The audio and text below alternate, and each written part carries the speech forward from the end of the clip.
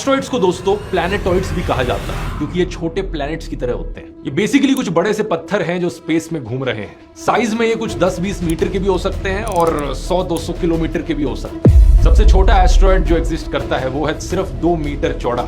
सबसे बड़ा है सेरेस नाम से 940 किलोमीटर डायमीटर में। ज्यादातर एस्ट्रॉइड्स हमारे सोलर सिस्टम में मार्स और जुपिटर के बीच मौजूद एस्ट्रॉइड बेल्ट में पाए जाते हैं, जहां पर मिलियंस में एस्ट्रॉइड्स मौजूद हैं। अब होता क्या है, कई बार ये एस्ट्रॉइड्स इस बेल्ट से दूर निकल जाते हैं और धरती के करीब आ जाते हैं। ऐसे केस में हम इन्हें नियर अर्थ ऑब्जेक्ट्स करके पुकारते हैं, शॉर्ट में कहा जाए NEOs।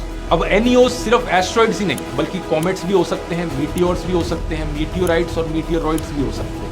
आप पूछोगे फर्क क्या है इन सब में? अब देखो दोस्तों, होते ये सारे के सारे पत्थर के टुकड़े ही हैं जो स्पेस में उड़ रहे होते हैं, लेकिन जिस तरीके से हम इन्हें डिफाइन करते हैं फर्क वहां पर आता है। जैसे कि एस्ट्रॉइड्स बने होते हैं पत्थर और मेटल के, कॉमेट्स बने होते हैं बर्फ, पत्थर और डस्ट के। इन्हें डर्टी स्नोबॉल्स भी कहा जाता है। एस्ट्रॉइड्स मार्स और जुपिटर के बीच एस्ट्रॉइड बेल्ट में पाए जाते हैं, कॉमेट्स कुइपर बेल्ट में पाए जाते हैं। ये बेल्ट नेपट्यून के आगे है और दूर है सोलर सिस्टम में। कॉमेट्स जब स्पेस में उड़कर जाते हैं तो उनके पीछे एक टेल सी दिखती है जो एस्ट्रॉइड्स में नहीं दिखती। अब मीटियोरॉइड जो होता है वो एस्ट्रॉइड या कॉमेट का छोटा सा टुकड़ा होता है। जब कोई भी मीटियोरॉइड धरती के करीब आता है, हमारी एटमॉस्फेयर में एंटर करता है, तो उस मीटियोरॉइड को हम मीटियोर बुलाते हैं। जब ये होता है तो बड़ी तेजी से वो बर्न कर जाता है और एक लाइट की स्ट्रीक हमें दिखती है। इसे शूटिंग स्टार भी कहते हैं, अगर आसमान में आपने कभी देखे हो।